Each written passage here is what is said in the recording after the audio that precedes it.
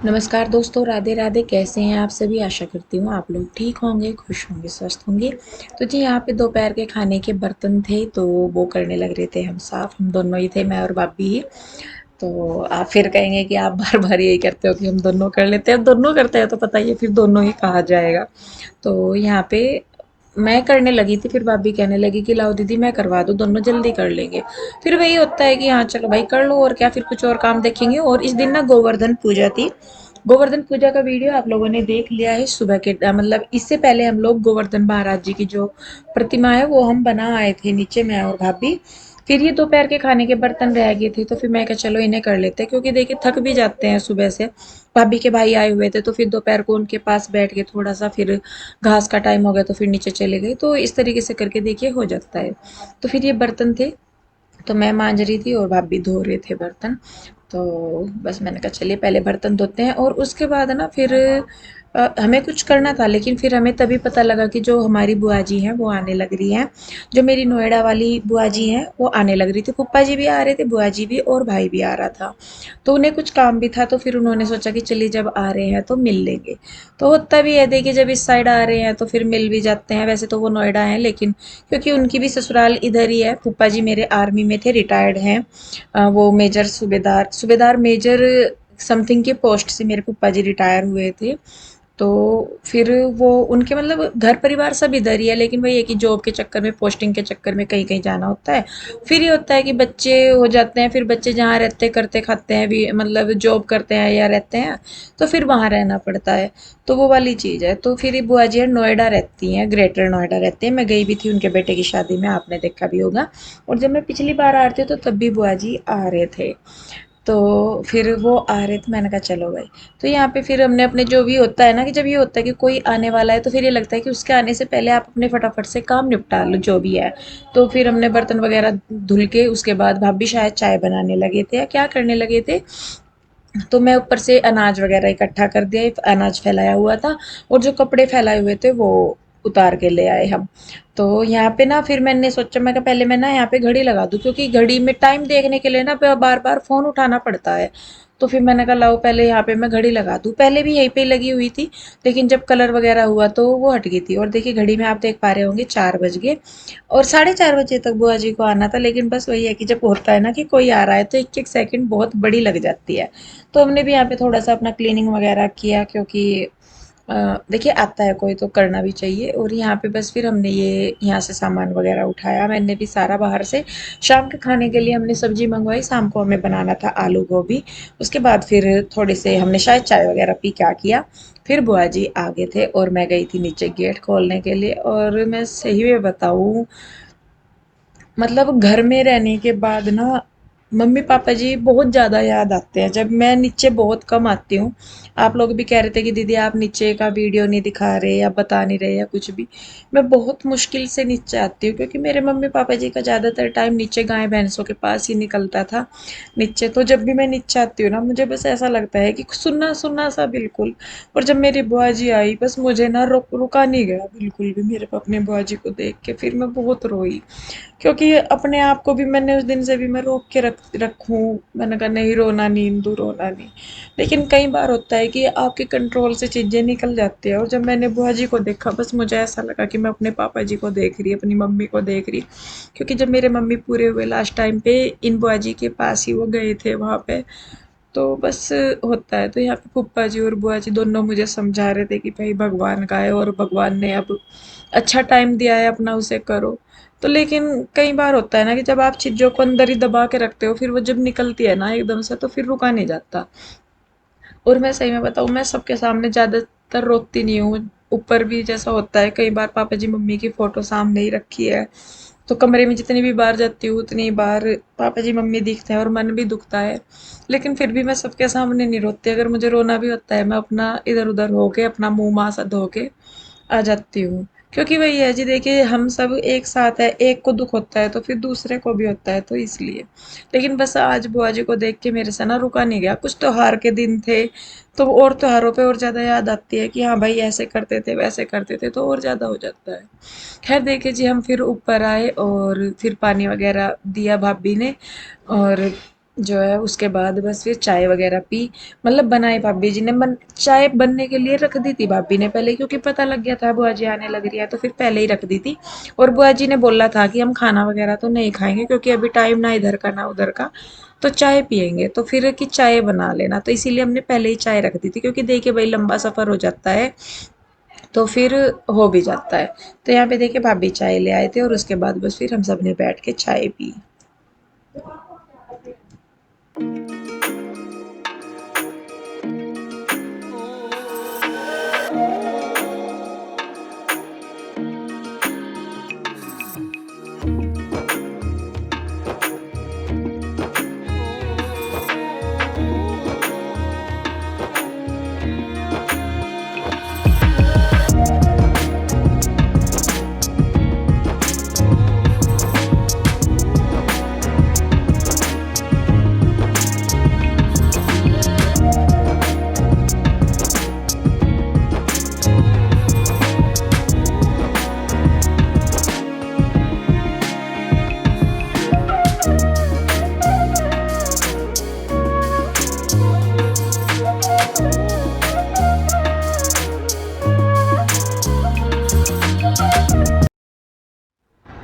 तो जी चाय वगैरह पीने के बाद यहाँ पे हम लग गए थे खाने की तैयारी में, क्योंकि शाम को गोवर्धन पूजा करनी थी, तो इसीलिए फिर खाना वगैरह बन के पूजता है हमारे यहाँ पे, सबका देखे होता है।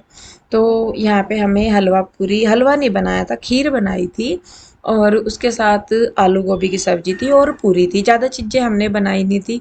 सुबह के टाइम भी दाल चावल वगैरह कुछ बन गए थे, तो फिर शाम के टाइम हमने बनाई नहीं थी ज़्यादा सब्जी। और बुआ जी भी फिर कहने लगी कि नहीं, मतलब पूछ लेते हैं देखिए पहले ही हम लोग तो कि क्या खाना, तो वो हमने फिर पूछा बुआ जी से, तो वो बताने लगी कि मतलब ये बना लेना। तो फिर वही हमने सब्जी वगैरह मंगवा के रख ली थी। और यहाँ पे जो शिवाय है वो कर रहा है, सॉरी ओम जो है वो डांस दिखा रहा है करके। एक दो गाने हैं जिन पे इसने अपने स्टेप बिल्कुल फिक्स कर रखे हैं, और वो गाने इस तरीके के हैं कि अगर इसको बोल दो ना, इसको बोल भी दो ना, चाहे इसको ये सुन भी ले, तो ये तुरंत डांस करना शुरू कर देता है। तो वही ये कर रहा था। तो खैर जी देखिए यहाँ पे मैं करने लगी थी खाने की, खाना बना रही थी। भाभी जा रहे थे दूध निकालने के लिए, तो फिर मैं कहा चलो भाई भाभी इतना दूध निकाल के लाएंगी, तब तक मैं सब्जी वगैरह में तड़का लगा दूंगी और आटा वगैरह बना दूंगी। खीर जो है वो बननी थी नीचे से दूध आने के बाद, भाभी दूध लेके आते, फिर उसके बाद खीर बननी थी। तो फिर वही होता है कि भाई जो काम हो जाए अच्छा है, और पूजा पाठ जल्दी हो जाती है शाम को। अब तो दिन भी छोटा होता है, जितनी मर्जी जल्दी कर लो एकदम से अंधेरा हो जाता है। तो फिर भी ये था कि चलो भाई हो ही जाएगा। तो यहाँ पे जी बस मैंने आलू गोभी की सब्जी में मैं लगा रही हूँ तड़का, और उसके बाद तड़का लगाने के बाद फिर मैं साथ के साथ बना दूंगी आटा।